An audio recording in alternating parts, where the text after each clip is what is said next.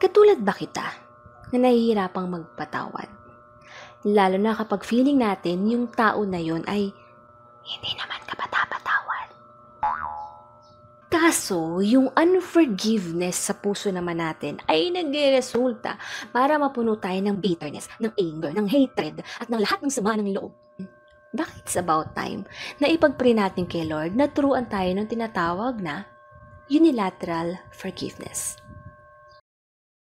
Ano nga ba ang unilateral forgiveness? Ang unilateral forgiveness ay unconditional forgiveness. Ito ay pagpapatawad ng walang kondisyon. Kasi 'di ba, kadalasan tayong mga tao nagpapatawad tayo sa ilalim ng ilang mga kondisyon o expectation. Una, mapapatawad ko siya kung inamin niya nagkamali siya, kung nagsorry naman siya sincerely, kung ipapakita niya nagsisisi talaga siya, at kung hindi niya nauulitin. Then, pinapatawad ko na siya. Di ba ganun tayo magpatawad? Pero dun papasok yung pagkakaiba ng unilateral forgiveness. Kasi yung unilateral forgiveness, kahit hindi mo gawin ang mga yon, pinapatawad pa rin kita. Kahit hindi mo alam na nasaktan mo ko, kahit hindi ka nag-sorry, kahit parang wala lang sa'yo. Pero in my heart, on my own decision, I give you forgiveness. Pinapatawad kita.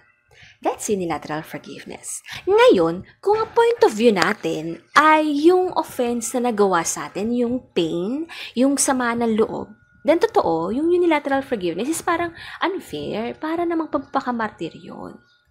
Pero, kung ang point of view na gagamitin natin ay yung point of view ng love ni God for us, yung unilateral forgiveness ay napaka-powerful na uri ng forgiveness.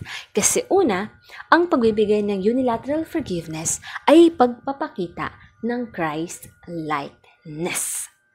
Yes, kapag tayo ay may gantong uri ng pagpapatawad, ito ay parang pagpapatawad kung papaanong si Jesus ay nagpapatawad. Kasi aminin natin, di ba? Tayo naman ang number 1 na receivers ng ganitong uri ng forgiveness. Imagine, no? Hindi naman lahat ng kasalanan sinusorry natin kay Lord. Hindi naman sa lahat ng pagkakataon, sincerely, nag-repent tayo o humihingi ng tawad. May mga pagkakataon pa nga na inuulit-ulit pa natin yung mga nagagawa nating masama. Pero anong nare-receive natin? Forgiveness, mercy, grace. Totoo, yung sinabi sa salita ng Panginoon na He does not treat us as our sins deserve, di ba? Ganong uri ng forgiveness ang binibigay ng Panginoon sa atin. Kaya kapag tayo, kaya na rin natin magbigay ng ganong uri ng forgiveness. Wow! It's Christ-likeness. Nasa stage na tayo ay empowered na ng Holy Spirit para the forgiveness that we receive is the forgiveness that we give. English yun. Pangalawa, powerful ang unilateral forgiveness kasi ang unang nakakinabang nito ay yung taong nagpapatawad. Totoo naman yun. Minsan iisipin natin na yung forgiveness ay para dun sa tao na pinapatawad, para malaya na siya sa kanyang utang, para hindi niya na i-bear yung bigat ng sama na loob natin. Pero yung unilateral forgiveness, actually, ang unang lumalaya ay yung nagpapatawad. Kasi aminin naman natin na yung unforgiveness sa puso ay parang lason yan. Toxic yan. Nilalason niya yung the way we think, the way we perceive people, the way we react to people, the way we speak, diba? Yung emotions natin, affected lahat yan ng unforgiveness. Kaya isipin mo, kung nasaktan ka na nga sa nagawa ng tao sa'yo, hindi ka pa nagpatawad, parang na-double dead ka, parang naka-hostage ka ng sarili mong pain. Kasi totoo, ang hirap mabuhay sa bitterness. Hirap mabuhay sa sama ng loob. Kaya kapag tayo ay nagpapatawad ng kusa, ng walang kondisyon, it's us setting our own selves free. It's us protecting our own peace and joy. Kasi di ba aminin natin si Satan, matalino yan. Andi dito siya to kill, to steal and destroy. Kaya even yung unforgiveness, gagamitin niya para pumatay ng relasyon, para pumatay ng pag-iibigan, di ba? Para sumira ng samahan, para magnakaw ng joy, magnakaw ng peace of mind.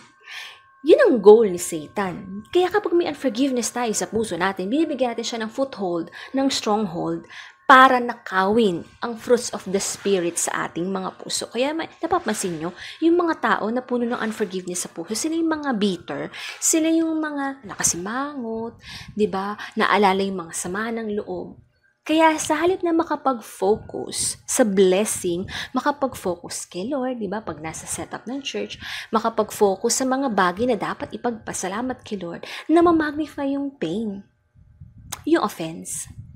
Kaya yung tao mismong hindi nagpapatawad ang talo. Kaya kapag tayo nagpatawad unilaterally, it's us protecting our own hearts and minds.